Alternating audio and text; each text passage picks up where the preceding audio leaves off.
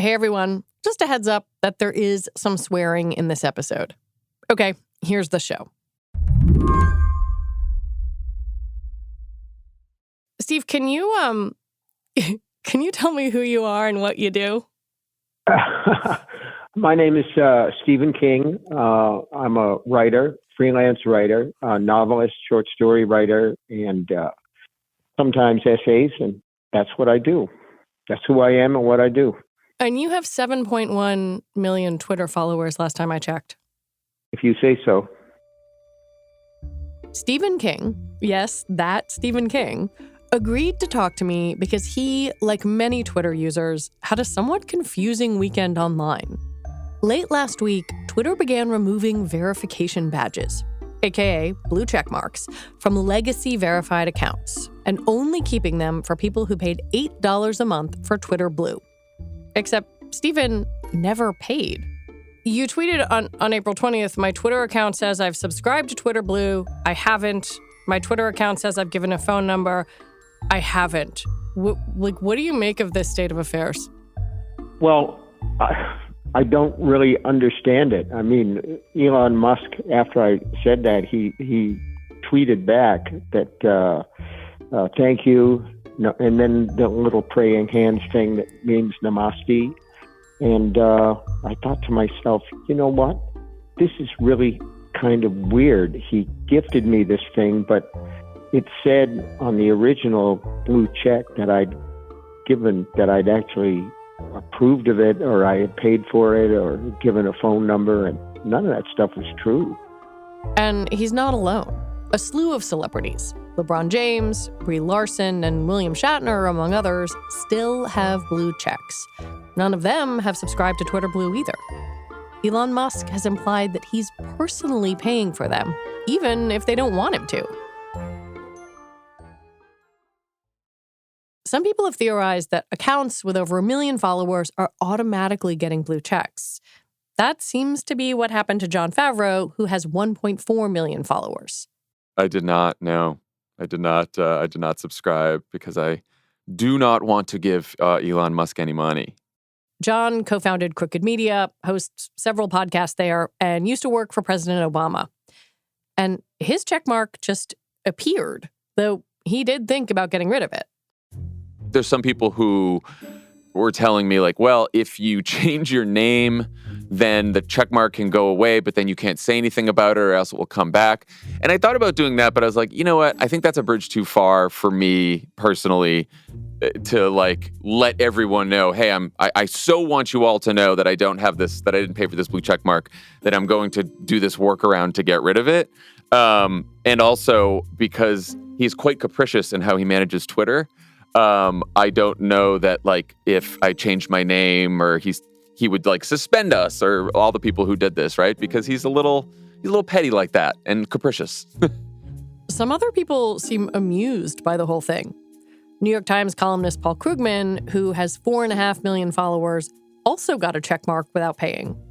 He emailed me to say he appreciates that he apparently lives, quote, rent-free in Musk's head. Honestly, this whole episode is pretty strange. But so is Twitter since Elon Musk took over. Stephen King described it in a tweet as a once pleasant neighborhood that's turned grungy and a little ominous. Yeah, it's gotten very strange. You know, there are a lot of people that I don't follow who are now part of my Twitter feed. I don't mind. I don't block them. I think I want to know what they're doing, but you know, I get lots of tweets from every day. Every day I get tweets from Matt Gaetz, Jim Jordan, Lauren Boebert, a number of different people who are just sort of like all in on Trump to the extent that it's actually sort of amusing, you know? He says he has no plans to leave Twitter, but he doesn't tweet as much as he used to, and he doesn't go on as often. Same with Jon.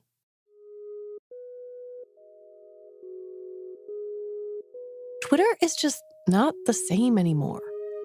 And it's starting to feel like end times. So today on the show, is this it? Is the blue checkmark drama a metaphor for a rudderless company and an executive who's flailing? I'm Lizzie O'Leary, and you're listening to What Next TBD, a show about technology, power, and how the future will be determined. Stick around.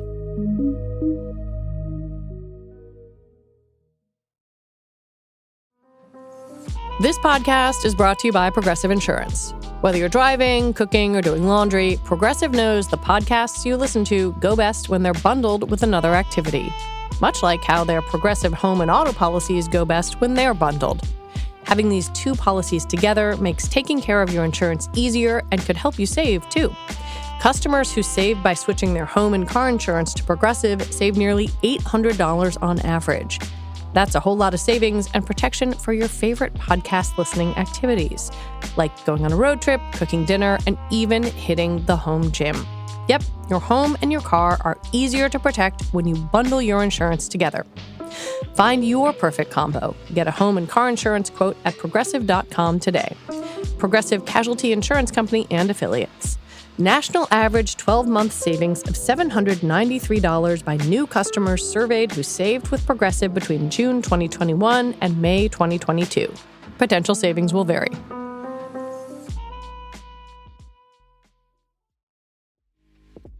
This episode is brought to you by Tools and Weapons. Season 2 of Tools and Weapons with Brad Smith is now streaming wherever you get your podcasts. As vice chair and president of Microsoft, Brad has a front row seat to some of the most important developments in technology today. He also has a well-honed perspective on the role that governments, businesses, and innovators play in shaping technology's future, from environmental sustainability and cybersecurity to the need to develop AI in a principled and ethical way so that it serves all of humanity. On Tools and Weapons, guests like businessman Strive Masayiwa, journalist Kara Swisher, and Microsoft CEO Satya Nadella share lessons from their past to reframe some of society's toughest challenges and seek new solutions. Find Tools and Weapons with Brad Smith wherever you like to listen. It used to be that having a blue checkmark on your Twitter profile meant one of a few things.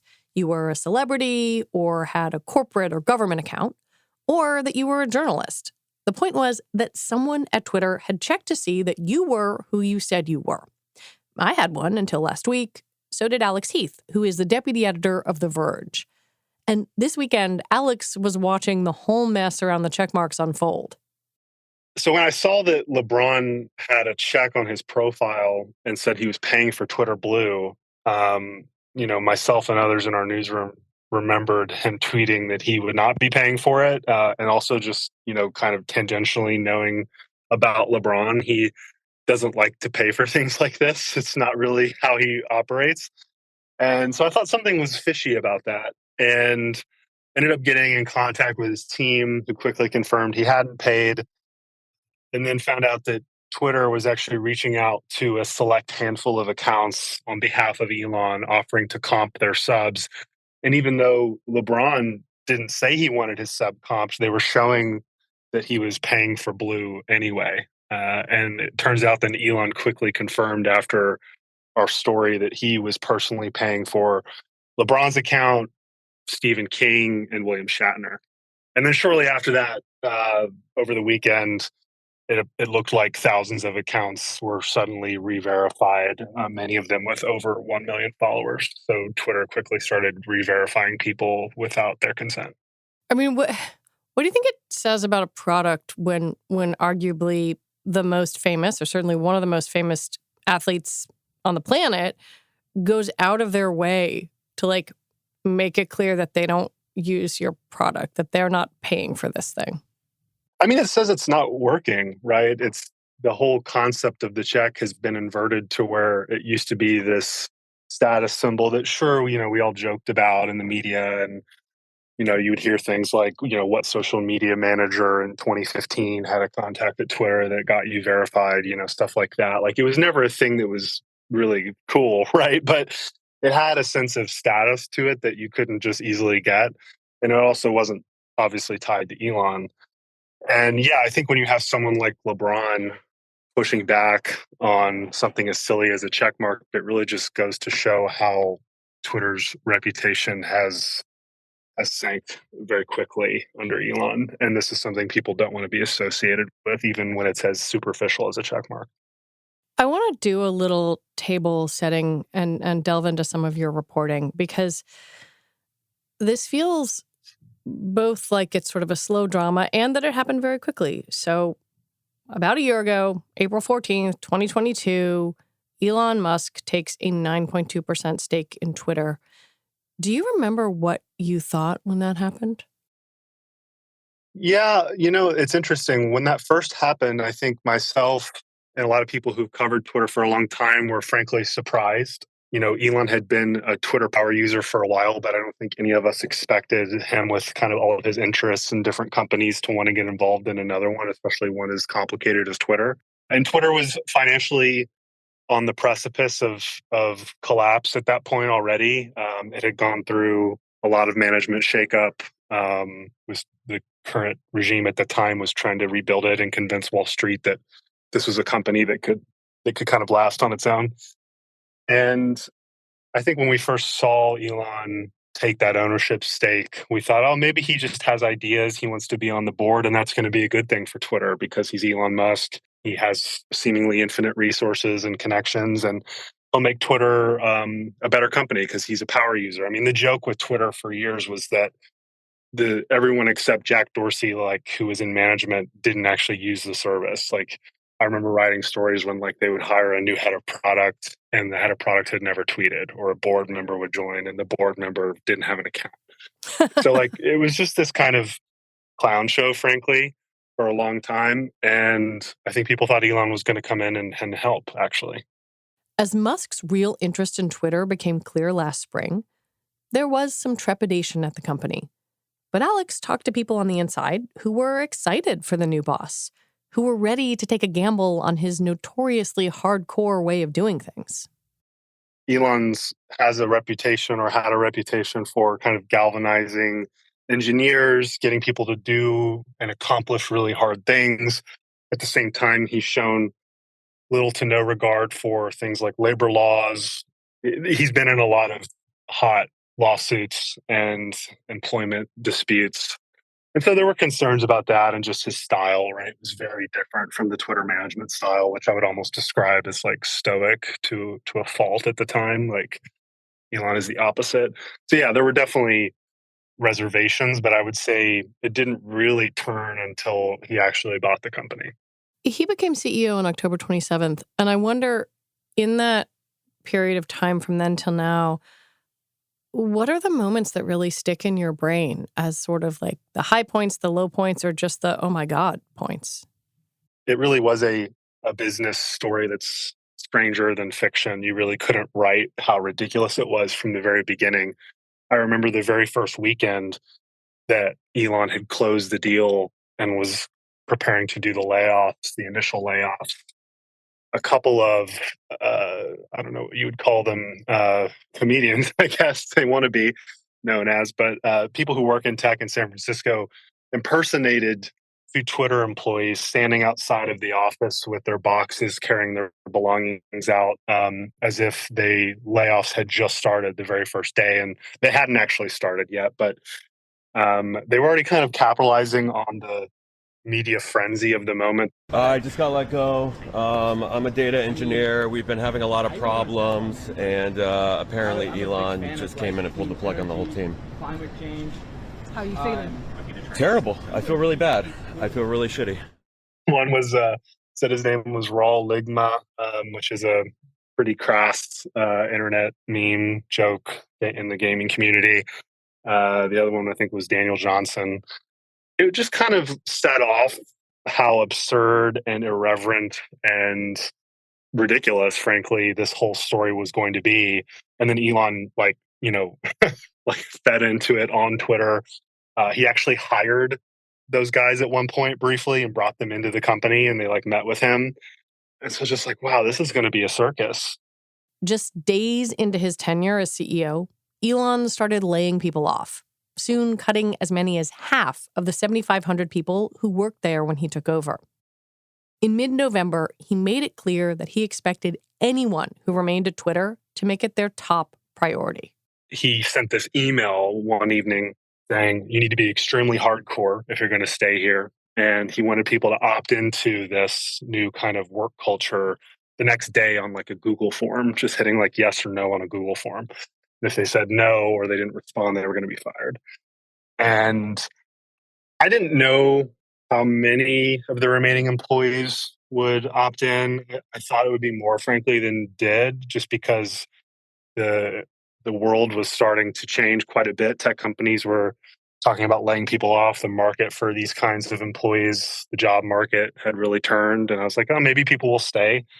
Turns out that a lot of people left. And there was this moment in Slack and Twitter Slack where it was just hundreds and hundreds of the salute emoji, which has become kind of synonymous with tech layoffs now, and like standing in solidarity with your former employees, of people just saying, no, I'm not opting into this extremely hardcore culture.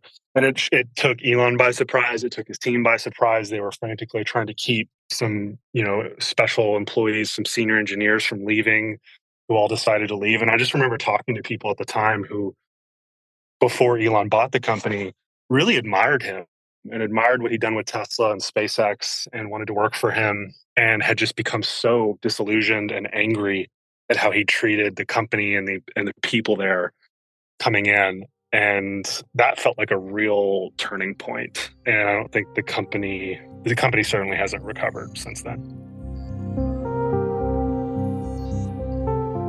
When we come back, it's goodbye, Tony Stark. Hello, mess.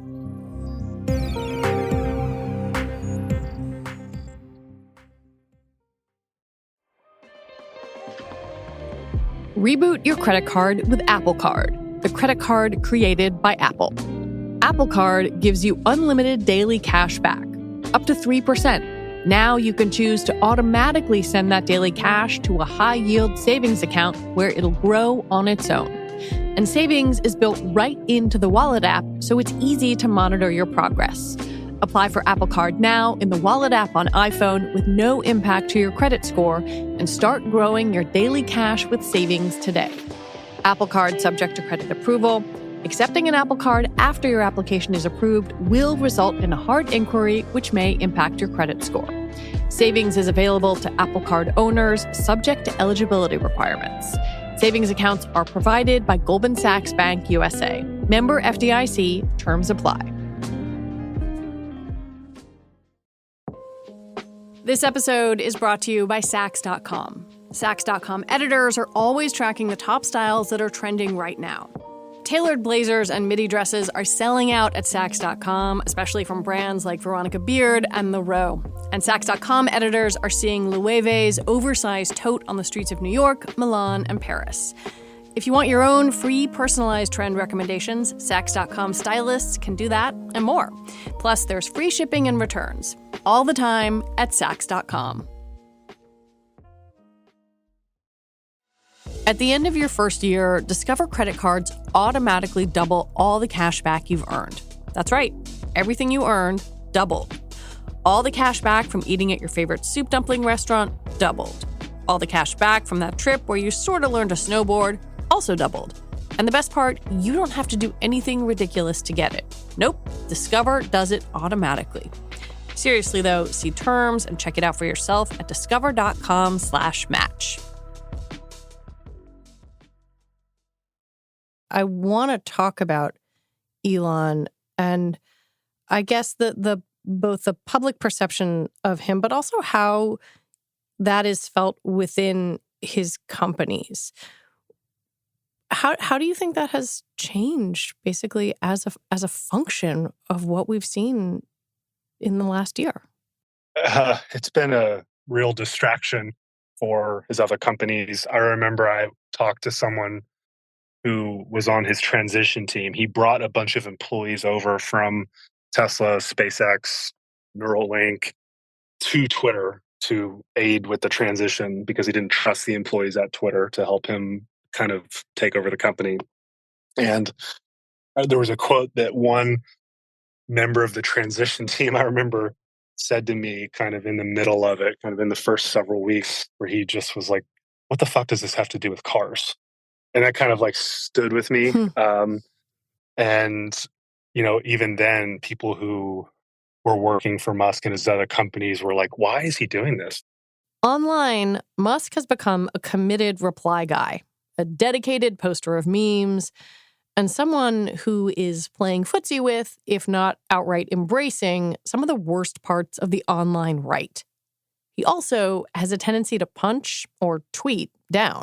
He's becoming a little more unhinged publicly. He's got people hating on him now. And I think it's definitely, now looking, we're a year into when he initially said he was going to buy Twitter before he backtracked. Like, it's certainly changed the perception of working at Tesla or working at SpaceX and Elon himself. So it's made it a lot harder, I would say, for people who work at his other companies. Because I think you have, obviously, a huge split in reactions toward him. You have people who feel like they're discovering a new version of him. There are people who say, well, wait a minute, the Tesla Fremont plant, has been sued by the state of California for, when you read the complaint, pretty egregious racism. And so there's this sort of, I think, conversation about whether he has changed or whether this process has uncovered different parts of him. I wonder how you think about that, because you have a much more up-close look at how he is behaving sort of within his companies, but also outside of them online. He does seem to have changed. I don't know how to exactly word it, but Twitter is just this very weird place, and he is in this really weird place where he's the biggest user on the platform that he bought and is really running it as a reflection of his own random whims and desires. Gosh, yeah, I don't even know how to put it into words. I mean, it seems to have gotten to him and really caused a lot of stress, although he seems to be having fun in moments, like he loves the spectacle of it all. It's like kind of reminds me of Trump in a way. Yeah. Like he kind of just wants to see it all burn. I do think this kind of a platform is so different from anything he's ever done.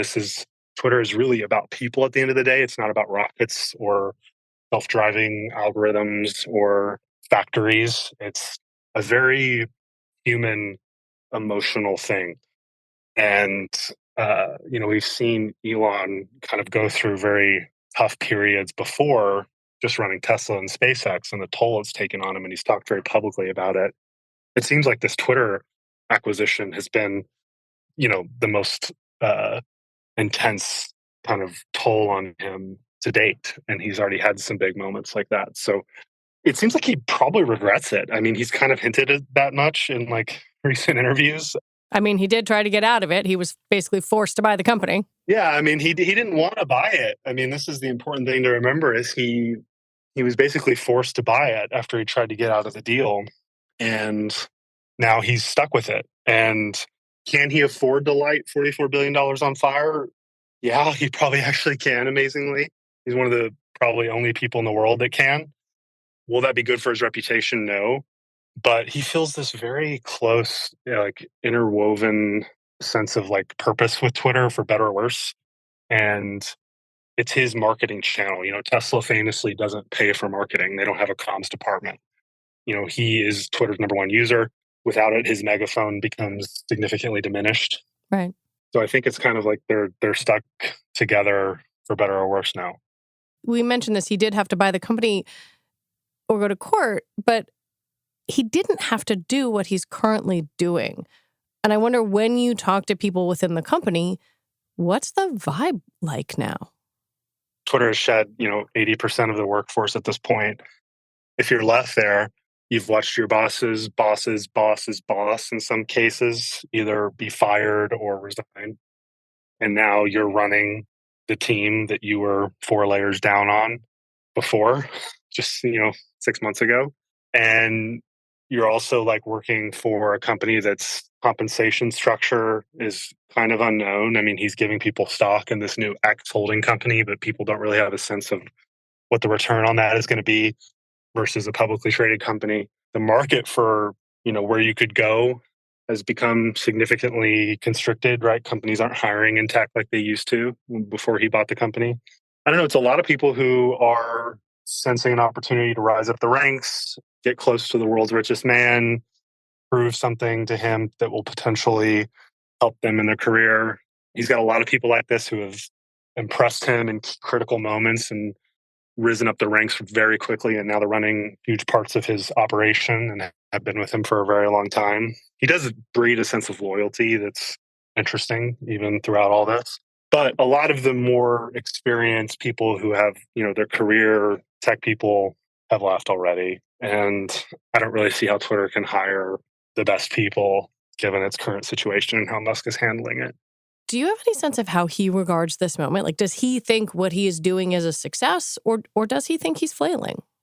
I'm sure there's a sense of flailing. I mean, he thinks that he is getting towards this egalitarian free speech platform town square thing. I think he actually does truly believe that. He's a very idealistic person who, and I'm not saying that like idealistic in a good way, I'm just saying these kind of upper echelon tech billionaires, they kind of think at an altitude that can afford them a detachment from reality, I guess. I don't know if there's a better way to put that, but he, I think, is cautiously optimistic that Twitter will become a better company over the long term, but has acknowledged internally and externally that it's going to be a very rough transitional period. And I think there is a danger that, he just alienates so many users and advertisers that he can't recover. But he doesn't seem to think that yet. There's been the speculation from the beginning that everything he's doing is to just destroy the company out of spite. And I don't really buy that. But I do think he doesn't really understand what he bought still. On the one hand, he's overhauling Twitter's main interface by creating the For You feed and prioritizing the tweets of people who have paid for Twitter Blue, suggesting he wants to focus on his small group of subscribers. But on the other, he said he wants to remake the app into something totally different called X. He went so far as to merge Twitter into something called the X Corp, a change first noticed by Slate journalists in court filings, by the way.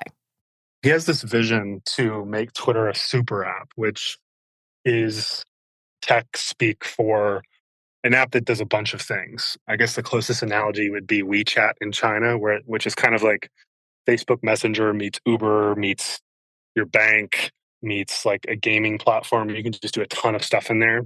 He wants Twitter to eventually become that. He says this was his original vision for PayPal. He was early leader at PayPal and wanted PayPal to be called X.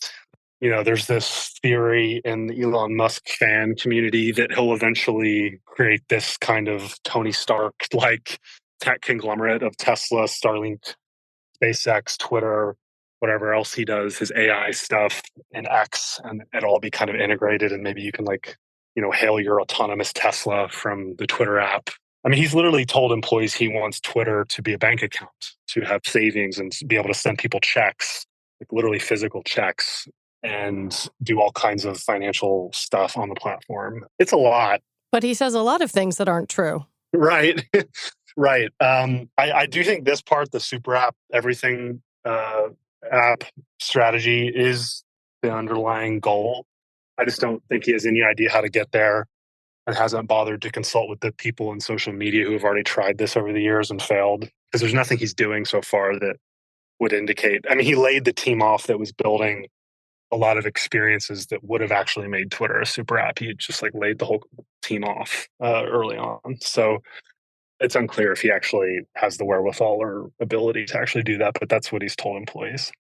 I'm so glad you mentioned Tony Stark, because that's the fanboy vision, right? Is that he is Tony Stark, and that I think actually Robert Downey Jr. may have met with him when he was kind of creating the character. And I wonder, if that's the good Elon Musk, what's the other Elon Musk? Because you could also zoom out and look at this trajectory over the past year and a half and say, man, this feels a lot less like Tony Stark and a lot more like a cartoon villain. Yeah, or like Howard Hughes, right? He certainly has picked fights on issues that look really distasteful and frankly just horrible. And he also is known to punch down, which, I don't know, just is not befitting the world's richest man. He's very petty, he's been wielding Twitter kind of like a weapon against competitors, randomly blocking links to competitors or banning people for talking about competitors. Yeah, his behavior has become more erratic as time has gone on. It hasn't stabilized, certainly. To me, the verification blue checkmark drama felt like a shift.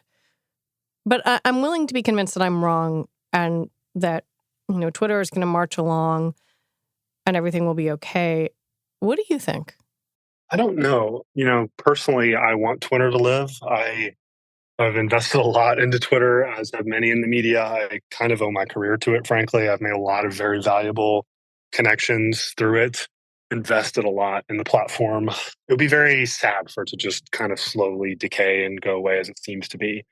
The tinge of optimism I want to have is that, maybe market forces and incentives will be enough to have the ship be righted, and maybe he finally gets a new CEO in. He gets enough pressure from Tesla investors to detach from Twitter, installs new management. That management rights the ship. That's the really only optimistic take. Right now, it does seem like Twitter is quickly losing its cultural relevance. Yeah. Its actual relevance as a town square, which is what he said he wants it to be. It's really just become like Elon's playground. It's like, it feels like you used to go to Twitter to see what was going on, and now you go to Twitter to see what was going on with Elon. And I don't know how that changes. It seems to just be going that direction more and more. So I would say the only optimistic take is that he gets out of the way at this point. But at this point, Twitter needs money. Historically, 90% of the company's revenue has come from ads. And as of February, more than half of the company's top 1,000 advertisers stopped advertising on the platform, according to one report. It's hard to know exactly what's going on financially since the company's private now. But it doesn't seem like Musk's bet on $8 subscriptions is anywhere near a success. Yeah, I mean, it's not going to be the business that he and management before had hoped, but Twitter's already trending towards a collapsing business. So I'm not sure there's much to gain there.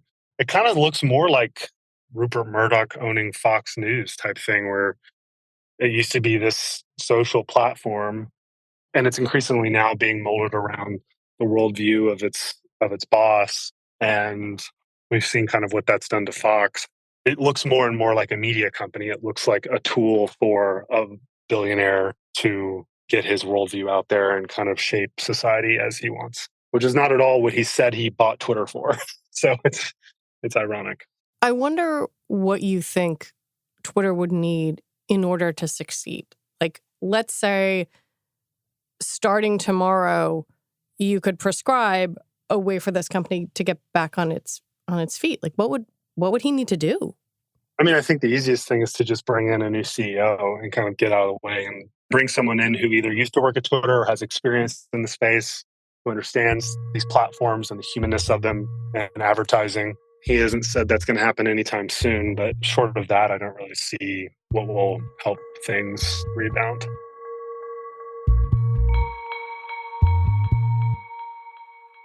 Alex Heath, thank you for talking with me. Thanks for having me. Alex Heath is deputy editor at The Verge. Special thanks to Stephen King, Jon Favreau, and Paul Krugman. And if you want to hear my whole interview with Stephen King, just head on over to the Slate Plus version of this show. We have dropped it there for your listening pleasure. And that is our show today. What Next TBD is produced by Evan Campbell. Our show is edited by Jonathan Fisher. Alicia Montgomery is vice president of audio for Slate. TBD is part of the larger What Next family. And we're also part of Future Tense, a partnership of Slate, Arizona State University, and New America. And we will be back on Sunday with another episode. I'm Lizzie O'Leary. Thanks for listening.